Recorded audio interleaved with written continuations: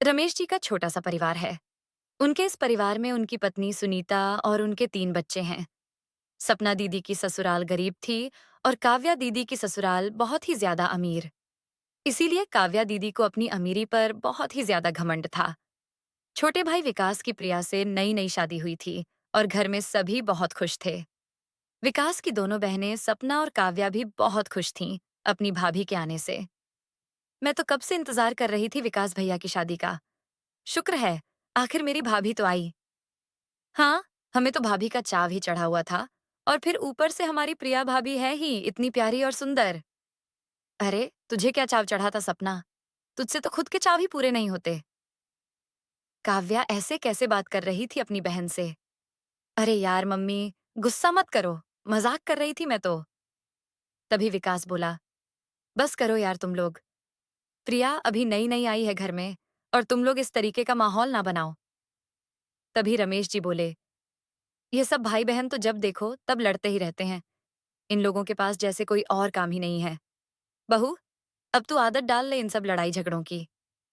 Mummy, आप भी ना। प्रिया भाभी नई नई आई हैं इस घर में। वह क्या सोचेंगी हम लोगों के बारे में? नहीं दीदी, मैं गलत नहीं सोचूंगी। आखिर अब मैं भी तो इस घर की ही सदस्य हूँ। तभी सपना बोली, हाँ हाँ भाभी, मैं तो आज अपनी ससुराल वापस चली जाऊंगी। अब विकास भैया के साथ आपको हमारे घर पर लंच पर आना होगा।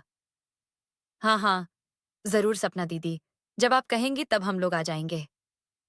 अरे भाभी, मैं भी तो हूं यहाँ पर। पहले मेरे घर आना, फिर जाना इस सपना के घर। और वैसे भी कंगाल सपना आपको क्या ही खिलाएगी, जिसके खुद के खाने का पता नहीं। काव्या सपना के बारे में इस तरह बोलकर हंसने लगती है। तभी प्रिया की सास सुनीता ने कहा, हाँ हाँ, दोनों ननद के घर जाएगी। लेकिन पहले सपना ने इनवाइट किया था, तो पहले प्रिया बहू सपना के यहाँ जाएगी। मम्मी, अब ये पहले और बाद में क्या होता है मुझे नहीं पता। भाभी पहले मेरे घर आएंगी। काव्या ने कहा, ठीक है काव्या दीदी, आप गुस्सा मत हो। मैं पहले आपके घर ही आ जाऊंगी। ठीक है भाभी, पहले आप काव्या के घर लंच पर चली जाना और फिर शाम को डिनर पर मेरे घर आ जाना। सपना ने बहुत ही प्यार से कहा। 2 दिन बाद प्रिया और विकास दोनों पहले काव्या के घर लंच पर गए। आइए, आइए भाभी, इनसे मिलिए। यह है मेरे पति रोहन। प्रिया और विकास ने जीजा जी को नमस्ते किया। तभी जीजा जी ने कहा, सॉरी विकास, मुझे माफ कर देना। मैं तुम्हारी शादी में नहीं आ पाया। बिजनेस के काम से बाहर गया था। कोई बात नहीं जीजा जी।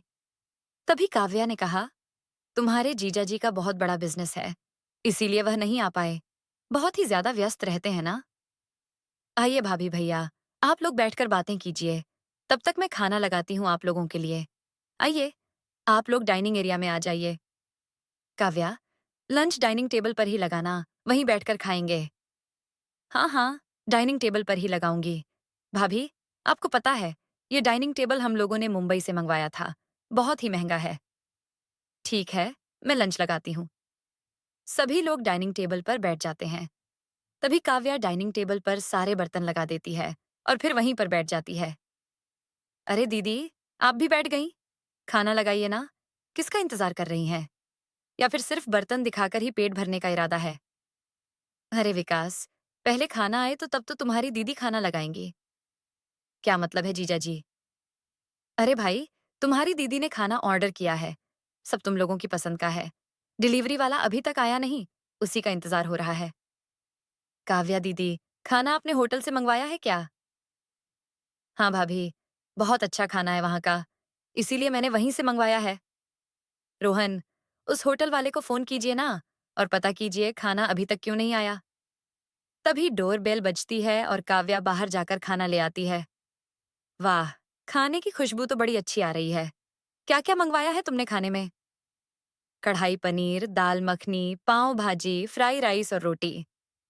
दीदी, चलो अब जल्दी से खाना निकालो, बहुत तेज भूख लग रही है। हाँ हाँ विकास, बस 5 मिनट दे। अभी मैं खाना टेबल पर लगा देती हूँ। काव्या ने टेबल पर खाना लगा दिया और सभी लोग खाना खाने लगते हैं। भैया, भाभी, आप लोगों को खाना कैसा लगा? मुझे तो बहुत ही अच्छा लगा। मजा आ गया खाना खाकर। तभी प्रिया ने कहा, हाँ हाँ दीदी, खाना बहुत ही अच्छा था। लेकिन रोहन बीच में ही बोल पड़ा, दीदी, बुरा मत मानिएगा, लेकिन मुझे नहीं अच्छा लगा ये खाना। कैसी बातें कर रहे हैं विकास? बहुत बड़ा होटल है वह। वहाँ का खाना हर कोई नहीं खा सकता। पूरे 5,000 का खाना था 4 लोगों का, और तू कह रहा है कि खाना अच्छा नहीं लगा? तुम तो मम्मी का बनाया हुआ खाना खाते हो। तुम्हें क्या पता? विकास और प्रिया मन ही मन में सोच रहे थे कि काव्या दीदी ने हमें लंच पर बुलाया है या फिर हमें अपनी अमीरी दिखाने के लिए बुलाया है। विकास, तुम भी ना कुछ भी बोलते रहते हो। कितना अच्छा तो खाना है। हाँ हाँ भाभी, आप बिल्कुल सही कह रही हैं। विकास भैया क्या जाने बाहर का खाना। वैसे काव्या दीदी, आपका घर बहुत ही अच्छा है। ऐसा लग रहा है कि जैसे यह कोई घर नहीं, हवेली हो। देखिए ना भाभी, अब रोहन का इतना बड़ा बिजनेस है, तो फिर हम लोगों को उसी के हिसाब से रहना पड़ता है। इसीलिए रोहन ने यह घर पूरे 1 करोड़ का खरीदा है। काव्या दीदी, आपने और किसी से नहीं मिलवाया? और कौन भाभी? मैं और रोहन ही तो रहते हैं यहाँ पर। अरे दीदी, मेरे कहने का मतलब है आपके सास और ससुर। अच्छा, वह लोग? वह लोग तो गांव में ही रहते हैं। वह लोग यहाँ नहीं रहते। कहते हैं कि उन्हें यहाँ अच्छा नहीं लगता। अकेले पड़ जाते हैं यहाँ पर। और ना उनके पहनने का कोई ढंग है और ना ही रहने खाने का। वो लोग गांव में ही ठीक हैं। यहाँ आने की वैसे भी उनकी कोई जरूरत नहीं है। और फिर मैं खुद ही नहीं चाहती कि वह लोग यहाँ पर आए।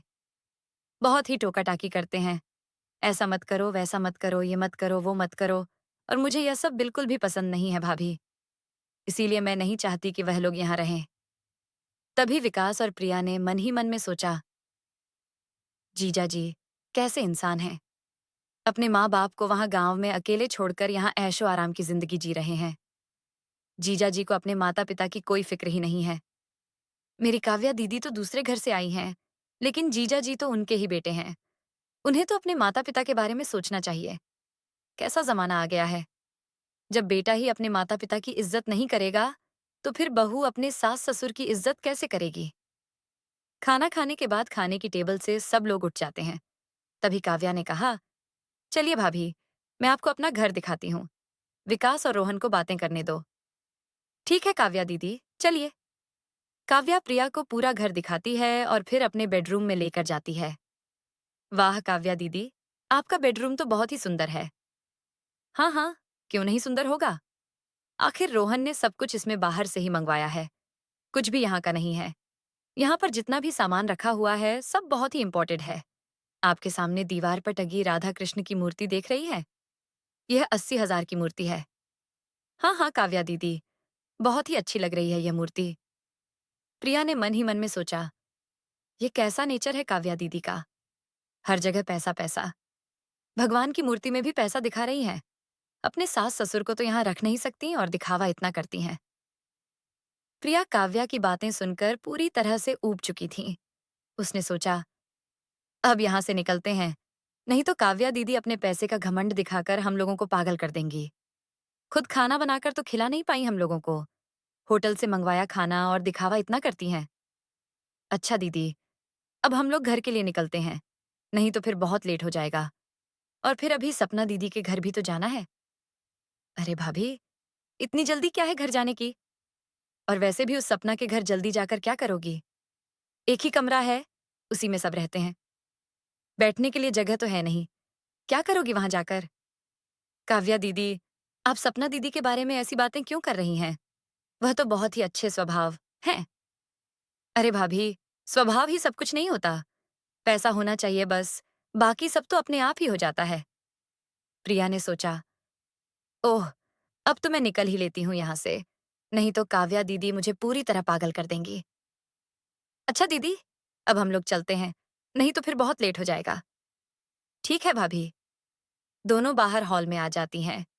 प्रिया ने विकास से चलने के लिए बोला, हाँ हाँ प्रिया, चलो चलते हैं, नहीं तो फिर बहुत देर हो जाएगी। दोनों वहां से निकल लेते हैं और अपने घर पहुंच जाते हैं। विकास ने प्रिया से कहा, प्रिया, क्या आज ही सपना दीदी के यहाँ चलोगी? मेरा तो अब कहीं जाने का मन नहीं है। सपना दीदी के यहाँ कल चलते हैं। हाँ हाँ, कल ही चलते हैं। मेरा भी अब कहीं जाने का मन नहीं है। विकास ने सपना दीदी को फोन करके बता दिया, दीदी, हम आज आपके घर नहीं आ पाएंगे। कल आएंगे हम लोग आपके घर। सपना दीदी ने कहा, ठीक है विकास, कोई बात नहीं, जब आपको समय मिले तब आ जाना। अच्छा विकास, आपने कभी नोटिस किया है कि सपना दीदी और काव्या दीदी में कितना अंतर है? सपना दीदी काव्या दीदी की किसी भी बात का बुरा नहीं मानती, जबकि काव्या दीदी उन्हें सुनाती ही रहती हैं। अच्छा सुनो विकास, चाय पियोगे क्या? मम्मी पापा के चाय पीने का समय हो गया है। मैं जरा चाय बनाकर आती हूँ। यार प्रिया, चाय के साथ कुछ खाने के लिए ले आना। बहुत तेज भूख लग रही है। मेरा उस खाने से पेट नहीं भरा। वैसे प्रिया, तुम्हें वह खाना अच्छा लगा था? नहीं विकास, मुझे भी खाना अच्छा नहीं लगा था, लेकिन काव्या दीदी के सामने ऐसे बोलना अच्छा भी तो नहीं लगता। अरे, इसमें अच्छा या बुरा मानने वाली कौन सी बात है? दीदी तो अपनी ही है, कौन सी पराई है? अगर खाना अच्छा नहीं लगा तो नहीं लगा, बोल दिया मैंने। अच्छा ठीक है, बैठो, मैं चाय बनाकर लाती हूँ। प्रिया किचन में चाय बनाने के लिए आई तो उसकी सास सुनीता भी किचन में आ गई। क्या हुआ बहू, सब ठीक तो है ना? आते ही किचन में लग गई। नहीं नहीं माँ जी, सब ठीक है। मैं तो बस सबके लिए चाय बनाने आ गई थी। प्रिया ने विकास को आवाज दी। विकास, यहीं पर आकर चाय पी लो। मम्मी पापा आपको बुला रहे हैं। ठीक है, मैं अभी आता हूँ। और विकास नीचे आ जाता है। सभी बैठकर एक साथ चाय पीते हैं। चाय पीते पीते सासू माँ ने प्रिया से पूछा, काव्या के यहाँ कैसा लगा आज? उसने क्या बनाकर खिलाया था तुम लोगों को? कैसी बातें कर रही हो माँ? काव्या दीदी ने तो कुछ बनाया ही नहीं था। उन्होंने तो बाहर से ऑर्डर करके खाना मंगवाया था। आपने काव्या दीदी को कुछ खाना बनाना नहीं सिखाया था क्या? सिर्फ उन्हें बातें बनाना ही सिखाया था क्या? विकास, तुम मार खाओगे किसी दिन मेरे हाथ से। बहुत बोलने लगे हो। अरे माँ, मैं सच ही तो बोल रहा हूँ। पका दिया उन्होंने पैसा पैसा करके। ऐसा लग रहा था जैसे कि पैसा ही है उनके लिए सब कुछ। मैं तो नहीं जा रहा अब उनके घर उनकी अमीरी देखने। बस कर जा बेटा, और कितना बोलेगा? आखिर वह तेरी बड़ी बहन है। ठीक है माँ, मैं कुछ नहीं बोलता उनके बारे में। रात में प्रिया ने खाना बनाया और सब लोगों ने खाया। प्रिया ने आज तहरी बनाई थी और वह तहरी सबको बहुत ही पसंद आई। दरअसल प्रिया को पूरा खाना बनाना नहीं आता था। उसको सिर्फ तहरी, दाल चावल और चाय ही बनानी आती थी। खाना खाने के बाद सब अपने अपने कमरे में सोने के लिए चले गए। अगली सुबह जब सब उठते हैं, तब तक प्रिया की सास सुनीता ने चाय बना ली थी और सबने एक साथ बैठकर चाय पी। प्रिया को यहाँ पर बहुत ही अच्छा लग रहा था। उसे ऐसा लग ही नहीं रहा था कि वह अपनी ससुराल में है। विकास ने अपनी माँ से कहा, माँ, हम लोग सपना दीदी के घर जा रहे हैं। शाम तक आएंगे। डिनर वहीं करेंगे। इसीलिए आप लोग खाना खा लेना। हमारा इंतजार मत करना खाने पर। ठीक है बेटा, थोड़ा जल्दी आ जाना। दोनों सपना दीदी के घर पर पहुंचते हैं और गेट पर खड़े होकर डोरबेल बजाते हैं। दरवाजा सपना की सास कमला ने खोला था। विकास और प्रिया को देखकर वह बहुत खुश हो जाती हैं। आओ बेटा, अंदर आ जाओ। सपना बहू, अरे सपना बहू, देखो तुम्हारे भैया भाभी आए हैं। उनके लिए पानी ले आओ और साथ में कुछ खाने के लिए मीठा भी ले आना। जी माँ जी, बस 2 मिनट, अभी आई मैं लेकर। सपना विकास और प्रिया के लिए पानी ले आती है और साथ में खाने के लिए पेठा भी लाती है। एक एक पेठा खाकर दोनों ने पानी पिया और फिर आराम से बैठ गए। तभी प्रिया को काव्या दीदी की याद आ गई। उन्होंने तो चाय पानी के लिए पूछा भी नहीं था। उन्होंने तो सीधे खाने की टेबल पर बिठा दिया था। सपना दीदी का घर छोटा जरूर था, सिर्फ एक ही कमरा था, लेकिन सारा सामान बहुत ही अच्छी तरीके से रखा हुआ था। कोई भी सामान इधर उधर नहीं था। प्रिया को सपना दीदी का घर बहुत ही पसंद आया। उसे वहां पर अपनेपन का एहसास हो रहा था। भैया भाभी, आप लोग बैठो, मैं आपके लिए चाय और पकौड़े बनाकर लाती हूँ। सपना दीदी किचन में चाय और पकौड़े बना रही थी। मैं उनकी मदद करने के लिए जा रही थी कि उनकी सास कमला ने मुझे हाथ पकड़कर रोक लिया। बहू, तुम यहाँ बैठो। सपना बहू चाय पकौड़े बनाकर ले आएगी। वह बहुत ही अच्छे पकौड़े बनाती है। सपना बहू के जितने अच्छे पकौड़े तो मैं भी नहीं बना सकती। उसके हाथों में तो जादू है। जो भी खाना बनाती है, ऐसा लगता है कि खाते ही रहो। पेट भर जाता है लेकिन मन नहीं भरता। विकास तो पहले से ही जानता था कि सपना दीदी बहुत ही अच्छा खाना बना लेती है। प्रिया मन ही मन में बहुत खुश हो रही थी, क्योंकि सपना दीदी की तारीफ सुनकर उसे बड़ा अच्छा लग रहा था। सपना दीदी बहुत ही शांत स्वभाव की लड़की है। वह किसी भी बात का बुरा नहीं मानती। तभी तो काव्या दीदी जो मन में आता है, वह सपना दीदी को बोल देती हैं। सपना दीदी चाय और पकौड़े ले आईं। सपना दीदी ने जमीन पर एक दरी बिछा दी थी। उसी पर हम लोग बैठ गए। सबने एक साथ बैठकर चाय पकौड़ों का आनंद लिया। अरे वाह सपना दीदी, आपके हाथों में तो कमाल का जादू है। क्या गजब के पकौड़े बनाए हैं आपने। मजा आ गया पकौड़े खाकर। माँ जी ने बिल्कुल सही कहा था कि पेट भर जाता है, लेकिन मन नहीं भरता। चाय पकौड़ों का नाश्ता हो गया था। सभी लोग बैठकर आपस में बातें कर रहे थे। सपना दीदी की सासू माँ तो सपना दीदी की तारीफ के पुल बांधे जा रही थीं। प्रिया बहू, मेरी किस्मत बहुत अच्छी है जो मुझे सपना जैसी बहू मिली। और सपना के मम्मी पापा भी बहुत अच्छे हैं, इसीलिए तुम उनका ख्याल रखना। उन्हें कभी किसी चीज की तकलीफ मत होने देना। जी माँ जी, मैं आपकी बातों को हमेशा ध्यान रखूंगी। उन्हें कभी कोई परेशानी नहीं होने दूंगी। और आपने बिल्कुल सही कहा माँ जी, मेरी भी सासू माँ बहुत अच्छी हैं। मुझे तो ऐसा लगता ही नहीं कि मैं अपनी ससुराल में हूँ। मुझे तो ऐसा लगता है कि जैसे मैं अपने घर पर ही हूँ। सपना ने प्रिया से कहा, भाभी, यही मेरा छोटा सा घर है। ये घर ही सब कुछ है मेरा। इसी घर में हम सब लोग एक साथ रहते हैं। सपना दीदी, आपका घर तो बहुत ही सुंदर है और आपने अपने घर को बहुत ही अच्छे से सजा रखा है। सारी चीजें अपनी जगह पर हैं, कुछ भी इधर उधर नहीं है। दीदी, ये जो गुड्डा रखा हुआ है, ये कहाँ से लिया आपने? बहुत ही अच्छा लग रहा है। ऐसा लग रहा है कि जैसे सच्ची का कोई बच्चा हो। सपना की सासू माँ कमला मुस्कुराने लगती है। तभी प्रिया ने पूछा, क्या हुआ माँ जी? मैंने कुछ गलत पूछ दिया क्या? नहीं बहू, तुमने कुछ गलत नहीं पूछा। ये गुड्डा तो सपना बहू ने बनाया है। उसके हाथों में तो जादू है। सिलाई कढ़ाई का काम करती है। उससे हमारे घर खर्चे में मदद हो जाती है और तुम्हारे जीजा जी के पैसों में थोड़ी सी बचत हो जाती है, क्योंकि आगे बच्चों का भविष्य भी तो देखना है। इसीलिए अभी से पैसे जोड़ने पड़ेंगे। प्रिया सपना की ससुराल में आकर निहाल हो रही थी कि कितनी अच्छी सपना दीदी की ससुराल है। कितना अपनापन है यहाँ पर। कोई अपना पराया नहीं, सब एक साथ मिलजुल कर रहते हैं। सब बैठकर बातें कर रहे होते हैं। तभी गेट के बाहर कुंडी टकराने की आवाज आती है। सपना ने जाकर दरवाजा खोला तो सामने सपना दीदी के ससुर हरि जी खड़े थे। उनके हाथों में अमरूद का थैला था। सपना दीदी ने अपने ससुर जी के हाथों से वो थैला ले लिया और वह घर के अंदर आ गए। अरे विकास बेटा और प्रिया बिटिया, तुम लोग कब आए? दोनों ने बाबूजी को नमस्कार किया और उनके चरण स्पर्श किए। खुश रहो बेटा, बाबूजी ने आशीर्वाद दिया। सपना बहू, बच्चों के लिए जरा अमरूद काट कर ले आओ। सपना अमरूद काट कर ले आती है। सभी बैठकर अमरूद खाते हैं। प्रिया मन ही मन में सोच रही थी कि जब से यहाँ आए हैं तब से कुछ न कुछ खाने के लिए ही आ रहा है।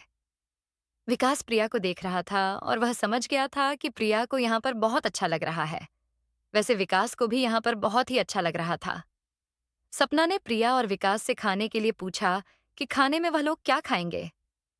तभी प्रिया ने कहा, सपना दीदी, आपने तो इतना सब कुछ पहले से ही खिला दिया है कि अब खाना खाने की तो जगह ही नहीं बची है। कैसी बातें कर रही हो भाभी? खाना तो खाना ही पड़ेगा। अभी जब तक खाना बनेगा तब तक पेट खाली हो जाएगा।